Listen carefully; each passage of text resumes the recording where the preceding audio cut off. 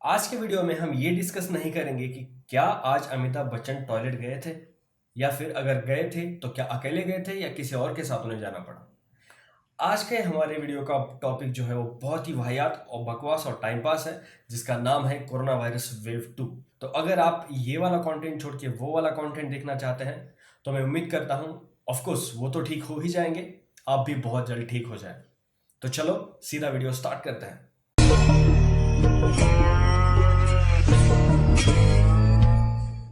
मान लो कोई virus global outbreak कर चुका है या फिर कोई डिसीज पूरी दुनिया भर में फैल चुका है। एक टाइम के बाद वो डिसीज खत्म होने पे आ जाता है, हम किसी ना किसी तरीके से उस पर काबू पा लेते हैं या फिर वो नेचुरली खत्म होने पे आ जाता है। लेकिन कुछ दिनों के बाद या फिर कुछ पीरियड के बाद वही डिसीज पॉपुलेशन की किसी और सेगमेंट को, किसी और पोर्शन को अगर इन्फेक्ट करता है तो वो सेकंड आउटब्रेक होता है। और ये जो सेकंड आउटब्रेक है उसे वेव 2 कहते हैं, पैंडेमिक की वेव 2 या फिर किसी भी ग्लोबल आउटब्रेक की वेव 2। फॉर एग्जांपल अभी जो कोरोना वायरस चल रहा है, मान लो किसी कंट्री में वो खत्म हो गया और कुछ दिनों के बाद फिर से कोरोना वायरस के विक्टिम्स सामने आने लगे और वो बहुत ज्यादा दूसरा आउटब्रेक हो गया, तो वो हो गई कोरोना वायरस की सेकंड वेव।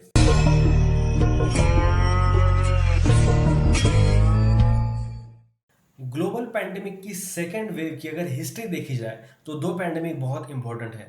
एक द इन्फ्लुएंजा पैंडेमिक ऑफ 1918-19 जिसको हम कहते हैं स्पेनिश फ्लू, और दूसरा है द इन्फ्लुएंजा पैंडेमिक ऑफ 2009 जिसे हम कहते हैं स्वाइन फ्लू। अब जो स्पेनिश फ्लू है वो 3 वेव में आया था।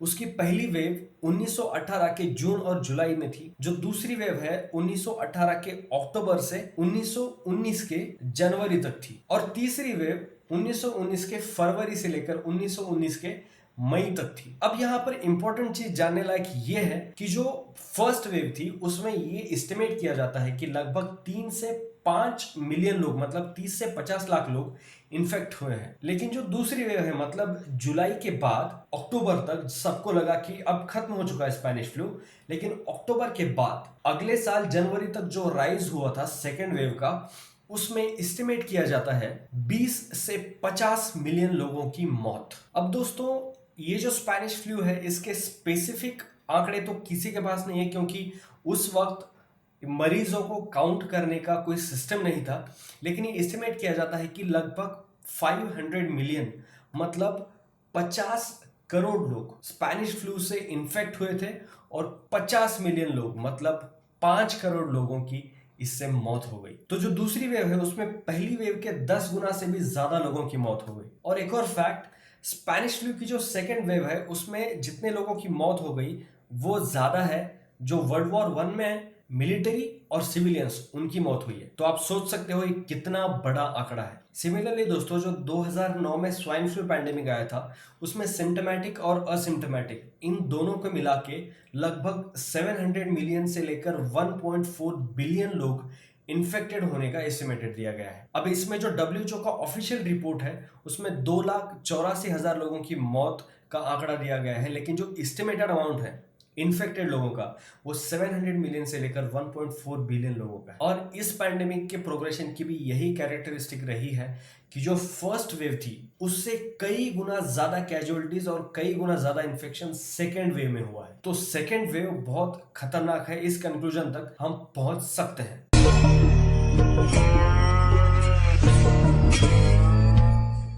अब केस स्टडी के तौर पर इजराइल की बात करते हैं। 21 फरवरी को इजराइल में कोविड-19 का पहला पेशेंट पाया गया था। अब जो 2 अप्रैल है, 2 अप्रैल को डेली केसेस का हाईएस्ट काउंट दिख गया। लेकिन 16 मई से लेकर 22 मई तक इन 7 दिनों में सिर्फ 108 ही पेशेंट पाए गए। तो सबको ऐसा लगा कि इजराइल ने कोविड पे काबू पा लिया है, सबको लगा कि कोरोना वायरस इजराइल से चला गया। लेकिन मई के लास्ट वीक से वहां पे मरीजों की संख्या फिर से बढ़नी चालू हो गई, मतलब अब पेशेंट्स फिर से बढ़ना चालू हो गए और आज की डेट तक ये कंटिन्यूसली बढ़ रहे हैं। पिछले 5 दिनों में रोज वहां पे 500 से ज्यादा मरीज पाए गए हैं। अब तुमको ये सुन के लग रहा होगा कि 500 मरीज क्या ही बात है, तो एक बार कंपेयर कर लेना इंडिया की पॉपुलेशन और इजराइल की पॉपुलेशन। और ये जो पेशेंट्स की संख्या बढ़ रही है इसको इजराइल काबू नहीं कर पा रहा। एक और फन फैक्ट बता दूं कि इजराइल का जो हेल्थ केयर सिस्टम है वो वर्ल्ड रैंकिंग में 28 नंबर पे आता है, जो पिछले साल की रैंकिंग है। और जो इंडिया का हेल्थ केयर सिस्टम है वो टॉप 100 में भी नहीं है। ऊपर से हमारे कंट्री में पॉपुलेशन डेंसिटी बहुत ज़्यादा है। तो मतलब हमारे सामने बहुत बड़ा चैलेंज है।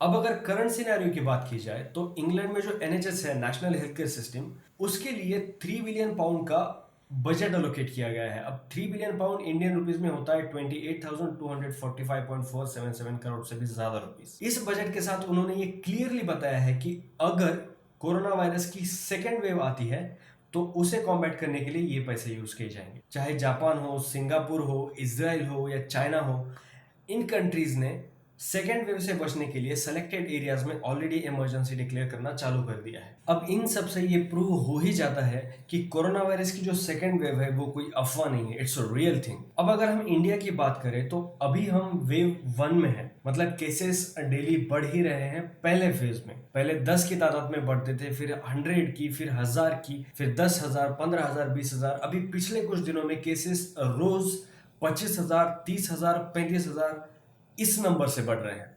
अब एक दिन आएगा जिस दिन maximum number of cases record होंगे, उसके बाद number of cases on a daily basis कम होते जाएंगे।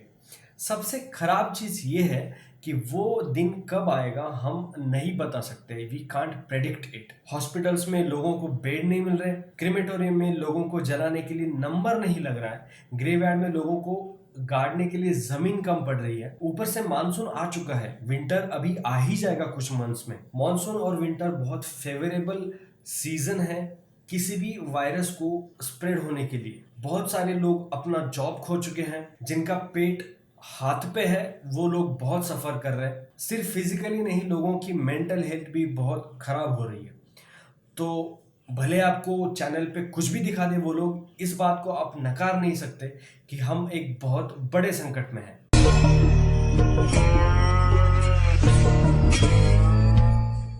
अब देखो यार, यहाँ से आगे का जो गेम है, यहाँ से आगे का जो सीन है, वो बहुत बहुत बहुत ज़्यादा डिपेंड करता है वैक्सीन पर। वैक्सीन कब आएगी, जो कॉमन पीपल है उनके लिए कब तक अवेलेबल होगी, इस पे बहुत सारा कुछ डिपेंड करता है। अब इर्रिस्पेक्टिव ऑफ वैक्सीन कुछ चीजें हैं जो हम कर सकते हैं जो अवॉइड करेगी वेव 2 को, ऑफ कोर्स वेव 1 के खत्म होने के बाद। इसमें सबसे पहला है avoid going out unless it's inevitable to step out. बहुत सारे लोग अपने दोस्तों की आसपास की बर्थडे पार्टीज पे जा रहे हैं, या फिर छोटी मोटी शादी के नाम पे बहुत सारे लोग इकट्ठा हो रहे हैं। मॉर्निंग वॉक के नाम पे तो इतने लोग साथ में घूम रहे, बता भी नहीं सकता।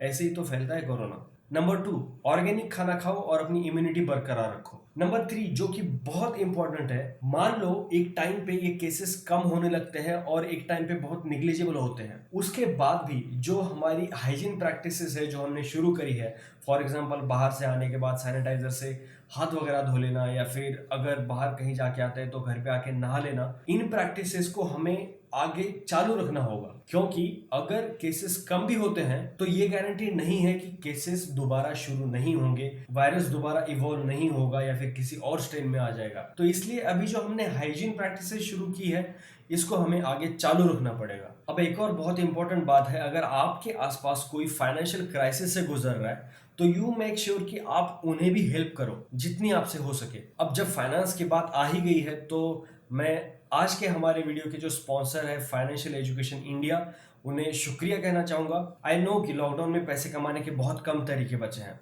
लेकिन फाइनेंशियल एजुकेशन इंडिया की मदद से आप अपस्टॉक्स पे ऑनलाइन स्टॉक ट्रेडिंग करके पैसे कमा सकते हैं। उसके लिए मैंने एक डिस्क्रिप्शन में लिंक दिया है, उस लिंक पे जाके आपको एक डीमैट अकाउंट ओपन करना पड़ेगा। अगर आप उस लिंक का यूज करते हैं तो आपका अकाउंट फ्री में ओपन होगा। पहले 30 दिन के लिए आपकी जो डिलीवरी है उसके लिए आपको 0 ब्रोकरेज लगेगा। 2000 रुपीज का सब्सक्रिप्शन है वो आपको फ्री में मिल जाएगा। और अगर आपको ऑनलाइन शेयर मार्केट के बारे में ज्यादा पता नहीं है तो फाइनेंशियल एजुकेशन इंडिया अभी 25 जुलाई से एक ऑनलाइन कोर्स शुरू कर रहे हैं। उस कोर्स के लिए आप रजिस्टर कर सकते हैं, ये जो स्क्रीन पे आपको डिटेल दिख रहा है उसका यूज करके।